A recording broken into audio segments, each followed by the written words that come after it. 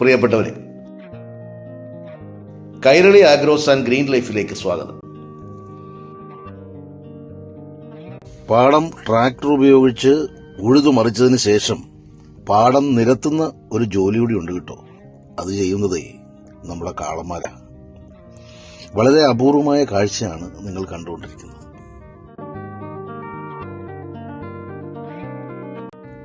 നമ്മുടെ ആ കാളന്മാരുടെ വരവ് കണ്ടില്ലേ? ആ വരവൊന്ന് കാണണം.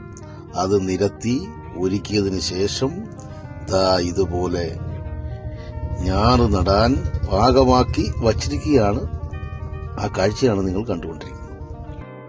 പാടം ഒരുക്കുന്നതോടൊപ്പം ഞാറ് നടുന്നതിലേക്കായി വിത്ത് മുളപ്പിച്ചു പാകി ഞാറ് തയ്യാറാക്കണം. വിത്ത് പാകിയിരിക്കുന്നതാണ് നിങ്ങൾ കണ്ടുകൊണ്ടിരിക്കുന്നത്.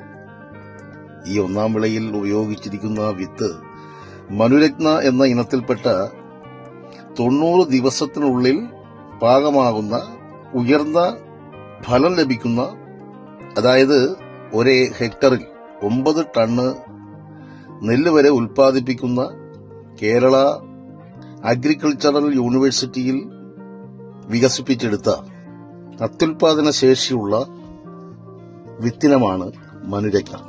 വിത്ത് പാകി അതിനെ പരിപാലിച്ച് പുഴുകളോ മറ്റു കീടങ്ങളോ വരാതെ 12 ദിവസം മുതൽ 18 ദിവസം വരെ അതിനെ പാകമാക്കി ഇതുപോലെ എടുക്കണം.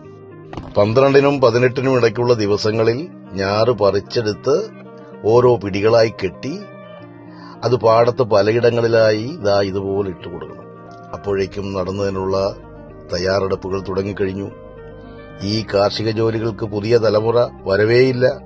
ഉള്ള ആളുകളുടെ എണ്ണം കുറവുമാണ്. വളരെ പ്രായമേറിയ അമ്മമാരാണ് ഇപ്പോഴും ഈ രംഗത്തുള്ളത്. കാലഹരണപ്പെട്ടുകൊണ്ടിരിക്കുന്ന ഈ മേഖലയെ രക്ഷിക്കാൻ എന്താണ് മാർഗം? യന്ത്രം ഉപയോഗിച്ച് നടുന്നതിന് നമ്മുടെ ഏലായകൾ എല്ലാം വളരെ ആഴക്കൂടുതലുള്ള ചെളികളുള്ള ഏലായ ആയതുകൊണ്ട് യന്ത്രം ഉപയോഗിച്ച് നടുവാനും സാധ്യമല്ല. ട്രാക്ടർ ഉപയോഗിച്ച് പൂട്ടുമ്പോൾ തന്നെ അറിയാം പാടത്തിന്റെ ആഴവും ചെളിയും.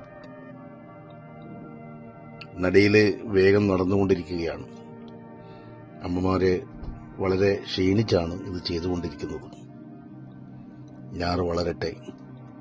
വീഡിയോകൾ ഇഷ്ടമായാൽ ലൈക്കും ഷെയറും ചെയ്യാൻ മറക്കരുത്. കൂടാതെ സബ്സ്ക്രൈബ് ചെയ്ത് ബെൽ ബട്ടണും അമർത്തണം. കൂടുതൽ അറിവുകളും കാഴ്ചകളുമായി വീണ്ടും കാണാം. കൈരളി ആഗ്രോസ്. Bye by.